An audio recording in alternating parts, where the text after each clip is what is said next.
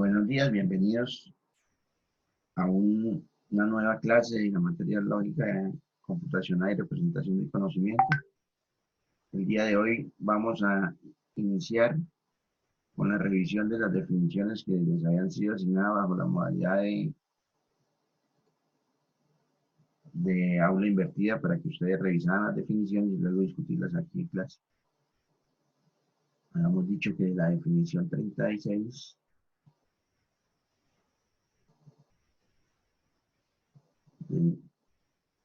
del documento guía por el que nos estamos guiando. Primero que todo, quiero contextualizar un poco antes de empezar a discutir las definiciones acerca de, revisemos un momento si ya se conectó alguien más. Quiero contextualizar un poco acerca de qué, o sea, qué es la resolución general y qué papel juega acá. O sea, en los primeros días de clase yo les había comentado que lo fundamental en inteligencia artificial es que una gente tenga tres propiedades, ¿recuerdan? Conocimiento, razonamiento y aprendizaje, no sé si recuerdan. Propiedades básicas que requiere un agente de software para considerarse agente inteligente. Y también yo les había comentado que el objetivo central, aunque eso no implica que lo otro no podamos tocarlo de manera tangencial, pero que el objetivo central de este curso es determinar estas dos cosas. Determinar cómo se guarda conocimiento en un agente y cómo se puede razonar con el conocimiento en un agente. Cuando yo les hablo de agente de software, alguien podrá estar diciendo, ¿qué es eso? ¿A qué se le llama agente de software? Agente es un término que se ha venido acuñando mucho desde el área de inteligencia artificial, pero podríamos llamarlo programa. O sea, un agente de software es un tipo de programa, pero generalmente en inteligencia artificial le llaman agente a un programa que tenga características inteligentes. Entonces, para que sea un agente inteligente, ¿qué requiere? Han determinado en la comunidad de inteligencia artificial que lo que se requiere son estas tres cosas: que tenga conocimiento, que haga razonamiento y que tenga aprendizaje. Eso fundamentalmente es lo que se requiere. ¿Qué hemos venido haciendo en este curso? También habíamos dicho en este curso que de las 1000 formas de manipular el conocimiento de manera formal, vamos a revisar dos. Estamos revisando lo que se llama lógica de primer orden. Y la otra que nos interesa revisar es la lógica descriptiva. ¿Por qué la descriptiva y por qué la de primer orden? La de primer orden por ser la clásica, la más conocida, la más usada y la que permite de alguna manera entender qué es lo que busca este curso, en qué consiste la incorporación de conocimiento y el razonamiento hacia agentes de software, hacia un software. Y la lógica descriptiva, porque yo les decía que, al inicio del curso les decía que porque en la lógica descriptiva es donde, digamos que es una de las tendencias actuales. La lógica descriptiva lo que busca es proporcionar mecanismos actuales, como por ejemplo los lenguajes de marketing, para describir de una manera un poco, digamos que más de mejor expresividad, más fácil de escribir que lo que se hace en las demás lógicas. Y es más orientada, digamos, al software y a la automatización, porque todo se hace es a través de archivos en este caso basados en XML, razón por la cual ustedes debieran empezar a conocer XML en el corte pasado y por eso el trabajo que realizar. Sin embargo, a pesar de esas formas estándares de representación del conocimiento, hay muchas otras. Precisamente hoy al final de la clase les comentaré acerca de un trabajo que quiero que hagamos con otro tipo de formas de representación del conocimiento que actualmente en computación empiezan a cobrar un auge enorme. Pero por el momento estamos revisando estas dos, lógica de primer orden y posteriormente, semanas más adelante, revisaremos lo que podamos de lógicas descriptivas. Ahora, en lógica de primer orden, ¿qué hemos visto hasta el momento? Lo único que hemos visto hasta el momento en lógica de primer orden tiene que ver con esto, con el conocimiento. ¿Por qué digo que con el conocimiento? Porque lo único que hemos hecho hasta el momento es aprender a escribir. ¿Qué es lo que hicimos? Escribir fórmulas de lógica de predicados. Eso es lo que hemos hecho. No hemos hecho más nada. ¿En qué nos la hemos pasado? Mirando cómo hacer que una fórmula se vuelva equivalente con otra y escribiendo fórmulas en las formas normales, en formas estándar. La última forma normal a la que llegamos se llama forma normal clausal. ¿Y qué es lo que hace la forma normal clausal? Escribir una fórmula como una cláusula. Y yo podría decir, si a alguien le preguntaran qué es la forma normal clausal, alguien podría decir la de Skolem simplemente, que Skolem, ¿qué tiene? Si viéramos aquí Skolem, ¿qué es Skolem? Un grupo, otro grupo, así cualquier cantidad de grupos. Vamos aquí unos punticos diciendo que cualquier cantidad.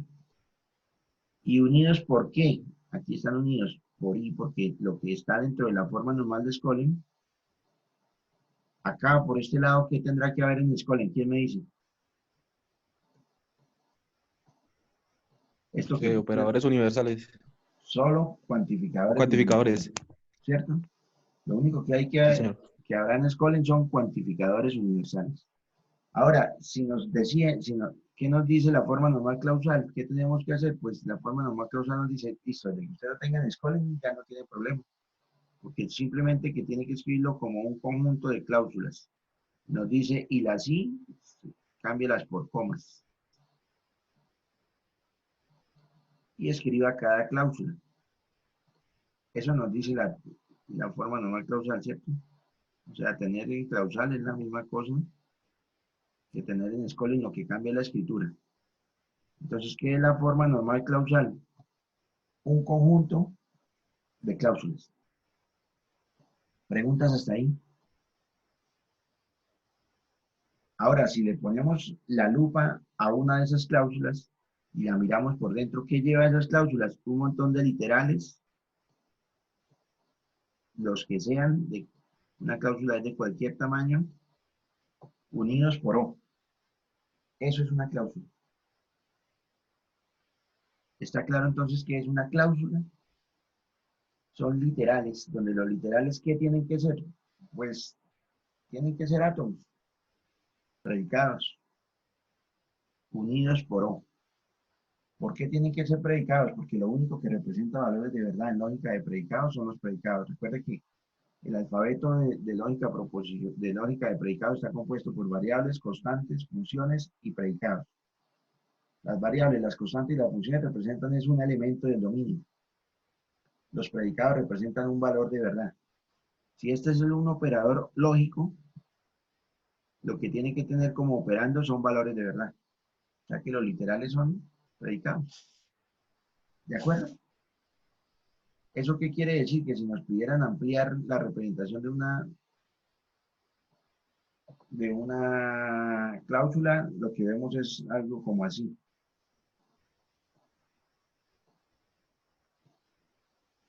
Un conjunto de literales.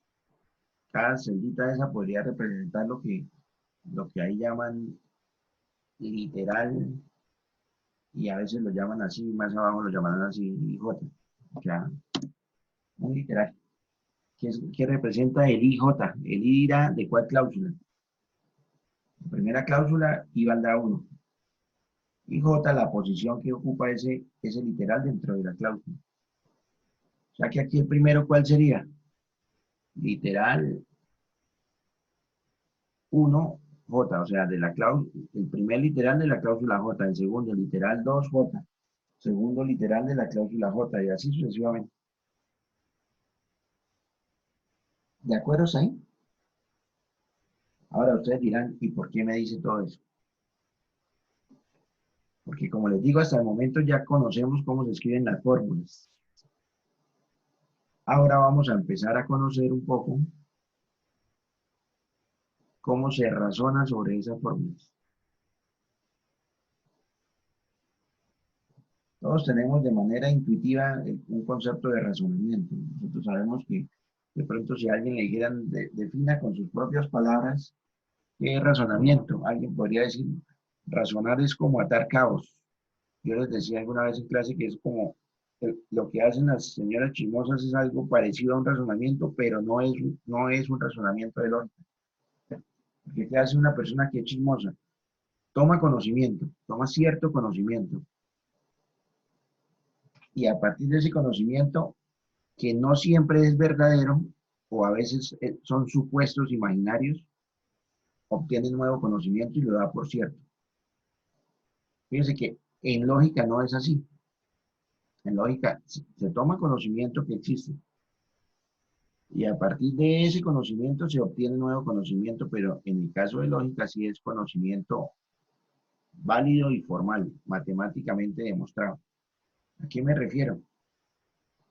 Si en lógica usted tiene conocimiento. ¿Y qué es el conocimiento en lógica? Fórmulas. Y las fórmulas se vuelven cláusulas al escribirla en forma normal. ¿Qué es una fórmula en lógica? En forma normal causal, un conjunto de cláusulas. Entonces, si usted tiene dos cláusulas, esas que dibujé aquí, asumiendo que cada cosa de esas es una cláusula, no tienen por qué tener el mismo tamaño. De esas dos cláusulas usted puede inferir, puede obtener una nueva cláusula.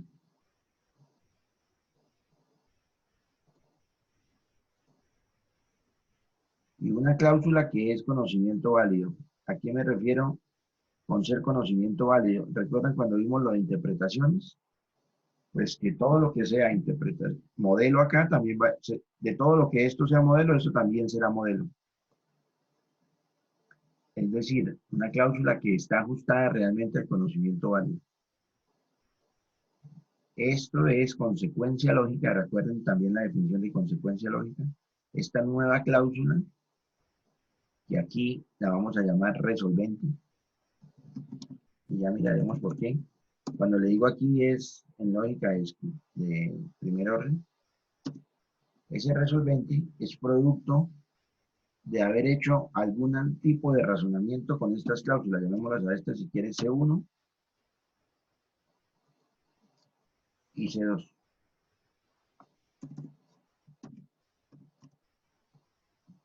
Repito, tengo cláusulas. ¿De dónde salen las cláusulas? Cada fórmula es un conjunto de cláusulas. Con esas cláusulas yo puedo hacer razonamiento y el método que que se usa en lógica de primer orden se llama método de resolución. Ese es el que usa Prolog para obtener conocimiento. Recuerden que Prolog es el motor de inferencia. Fíjense la palabrita que acabo de mencionar, inferencia. ¿Y por qué la pongo ahí? Justo ahí. Porque la inferencia es sinónimo casi de razonamiento. No sé si ustedes han escuchado hablar y cuando están viendo la materia de paradigmas de programación y ven el paradigma de programación lógica, allí les hablan del motor de inferencia.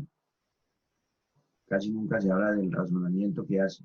Y a pesar de que allí lo vean como un lenguaje de programación, a pesar de eso, por dentro lo que hay es lógica de primer orden, que es lo que estamos tratando de entender en esta materia. Entonces, ¿qué vamos a empezar a ver? Vamos a empezar a ver los conceptos que se requieren para, teniendo conocimiento, ya sabemos conocimiento almacenado como cláusulas, convertirlo a través de un proceso de razonamiento o inferencia en nuevo conocimiento, es decir, para obtener unas nuevas cláusulas. A ese método que vamos a ver, y que es el que usa Prolog, tal cual lo vamos a ver, se llama método de resolución. ¿Qué requiere el método de resolución? Requiere tener, a partir de dos cláusulas que cumplan con ciertos requisitos, y es lo que vamos a empezar a explicar en esta clase, cuáles son esos requisitos. poder obtener una nueva cláusula que antes no existía como conocimiento y que ahora se puede agregar al conocimiento, y esa cláusula se llama resolvente. ¿De dónde salió la palabra resolvente? Seguramente de que es el producto de hacer el método de resolución entre dos cláusulas. ¿Estamos hasta ahí de acuerdo? ¿Alguna pregunta?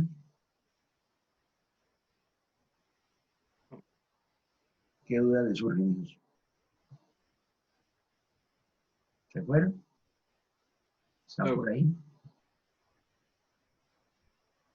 No, profe, por el momento no tengo duda, por el momento está bien claro. Los demás están claros, entonces, ¿qué vamos a hacer? Alguien de los demás que me pueda ayudar como a resumir en sus propias palabras qué es lo que vamos a iniciar a hacer a partir de ahora en el curso, por lo menos en lo que tiene que ver con razonamiento. vamos a ver cómo es que funciona Prolog internamente para, de conocimiento que ya tienes, generar nuevo. Y el conocimiento que tiene, ¿cómo está, viejo Luis? ¿Cómo está representado allá? ¿Mediante Está qué? representado como cláusula. Como cláusula. Y son cláusulas, fíjense que la mayoría de ustedes ya ha visto Prolog, de alguna manera ha tenido acercamientos. Y ustedes se dan cuenta que en Prolog uno no ve, pues no es que vea directamente las cláusulas, ¿cierto? Porque en Prolog uno, supongamos, voy a tratar de escribir, lo que pasa es que no quisiera borrar nada de lo que tengo, pero voy a tener que hacerlo, y si no, ¿dónde lo escribo? Otra tablera nueva. O voy a escribirlo por acá en ese ladito. En Prolog uno tiene cosas como estas. Padre Juan de María. Eso es un predicado, ¿cierto? Luego, Padre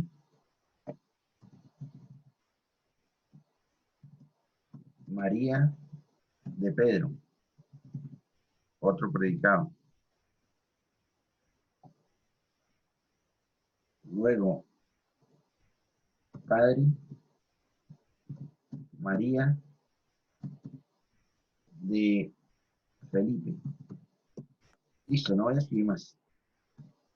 Ahora, podríamos tener este predicado. Abuelo.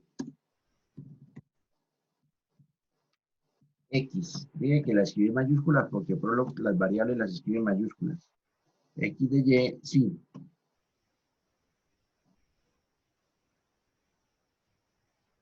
Padre. X de Z.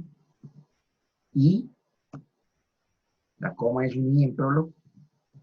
Padre. Z de Y. Y efectivamente ustedes saben que así es como se escribe. ¿Cierto? Ah, la escribí encima. Esperen y borro porque no se ve ni lo uno ni lo otro.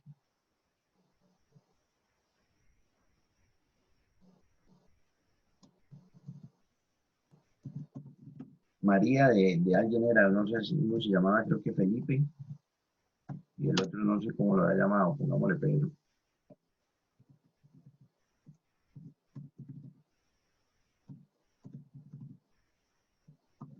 Eso es conocimiento y cada una de esas cosas son cláusulas. Ahora, eso es otro conocimiento, sino que es una cláusula ya un poco que utiliza variables. Ahí me puse un poquito ahí. Abuelo X de Y sí. Padre X de Z. Y la coma es sí, repito. Padre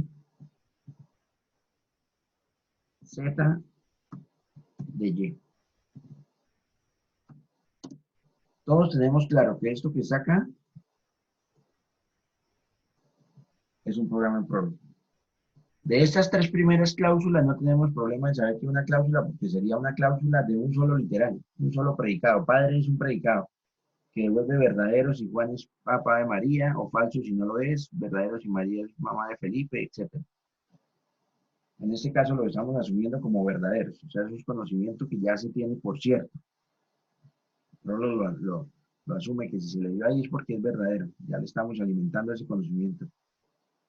Que Juan es el papá de María, María la mamá de Felipe, pero padre lo puse en general, y María es la mamá de Pedro. ¿Hasta ahí estamos?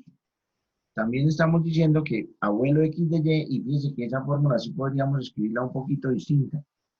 Esa fórmula, sí, no sé si ustedes habían notado que esto es lo mismo que si estuviese el entonces en esa dirección. Por eso fue que esto, que Prolog, al no tener un carácter especial para escribir la flecha, decidí escribirlo así, pero eso se podría escribir así.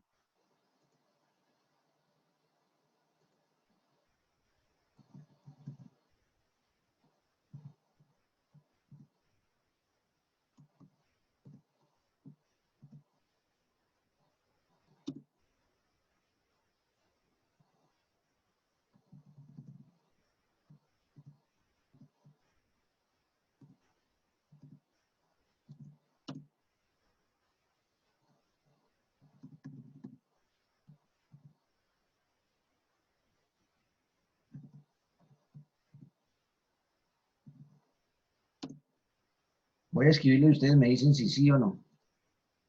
Fíjense que si esto es un entonces, esto será el antecedente y esto el consecuente. Para cambiar entonces por uno, ¿qué debo hacer? Ponerlo acá, pero negar el antecedente, o sea, todo esto. O sea que esto me quedaría no, me quedaría así, no padre de esto, la coma ya sabemos que es un in, negándolo todo esto. ¿Hasta ahí estamos? Repito, porque esto es de la forma A y P implica Q. P implica Q es lo mismo que P o no Q. Perdón, que no P o Q. ¿Se acuerdan la equivalencia lógica? P implica Q. Bueno, no tengo tiempo para hacerla toda porque si no se me acaba el tiempo y queda el video a medias de la procesada. Es no P o Q. Eso fue lo que hicimos. Esto que es no P, negado. Pero al negarlo le aplico Morgan. Y al aplicar Morgan, ¿cómo queda? La negación queda internamente, atómicamente, no padre y no padre. Y el O se vuelve I. Perdón, y el I se vuelve O. O sea que aquí lo que tengo es esto que estamos viendo acá. No padre X de Z o no padre Z de Y o abuelo X de Y. Eso es lo que dice realmente en ese programa PROL. Y fíjense que es una cláusula. ¿Cuántos literales tiene esa cláusula? 1, 2 y 3. Las demás tienen un literal, pero esta tiene 3 literales. Entonces, ¿qué es un programa en Prolog? Es una fórmula escrita en forma normal clausal de lógica de predicados, a pesar de que la sintaxis pareciera que no lo es. ¿De acuerdo? Sí. ¿Alguna pregunta hasta ahí? ¿Eso qué quiere decir? Que cuando decimos que el método de resolución se va a hacer entre dos cláusulas, no está ajeno a esto de Prolog. Prolog tiene cláusulas y entre esas cláusulas hace resoluciones para sacar resolventes, nuevas cláusulas. ¿Preguntas hasta ahí? Pregunten todo lo que quieran porque pues esa es la idea de la clase, ¿no? Resolverles cualquier tipo de duda. Y que a veces esta partecita introductoria, pues no lo ponen en los libros. Las definiciones de pronto es más fácil encontrarlas en cualquier libro, pero necesitamos entender cuál es la relación que hay entre un programa en Prolog y la lógica de predicados, porque usualmente nos queda distante esa relación, nos cuesta verla. Entonces, fíjense, repito, ¿qué es un programa en Prolog? En este ejemplo que tengo aquí son 4 cláusulas. Las 3 primeras, usualmente en las versiones viejas las llaman hechos, pero son cláusulas, cláusulas de un literal, sino que lo llaman hechos porque son cosas que ya se dan por ciertas. Entonces tenemos 3 cláusulas que ya dan cosas por ciertas y una cuarta cláusula que tiene 3 literales. Fíjense que son literales unidos por O. Y cada literal es un predicado, un átomo unido por O. Ahora, lo que vamos a empezar a ver entonces, ¿qué es? Cómo desde cláusulas cualquiera, cláusulas con cualquier cantidad de literales, se puede, cómo y cuándo se puede hacer, aplicar el método de resolución general, que lo que hace es razonamiento de inferencia sobre esas cláusulas para obtener nuevas cláusulas. Recuerden que las cláusulas es el conocimiento en este caso. Entonces, el conocimiento, ¿qué es? Un conjunto de cláusulas. El razonamiento o inferencia, ¿qué es? Coger el conjunto de cláusulas que ya tenemos, el conocimiento que ya tenemos, aplicarles el método de resolución para obtener nuevo conocimiento.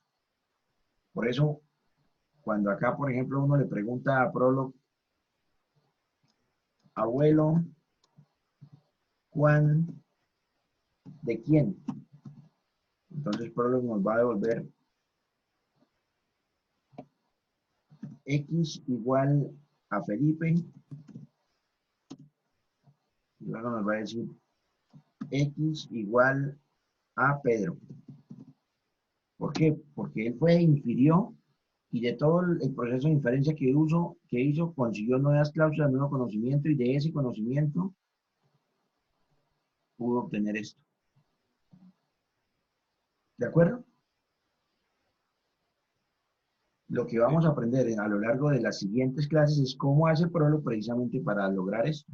Cómo hace para hacer esa inferencia y de esa inferencia encontrar nuevos resolventes y todo ese proceso, construyendo algo que se llama árbol de resolución SLD, poder dar estas respuestas. Bueno, vamos a procesar el video y lo llamo en 2 minutos, en 5 minutos más o menos de muestra.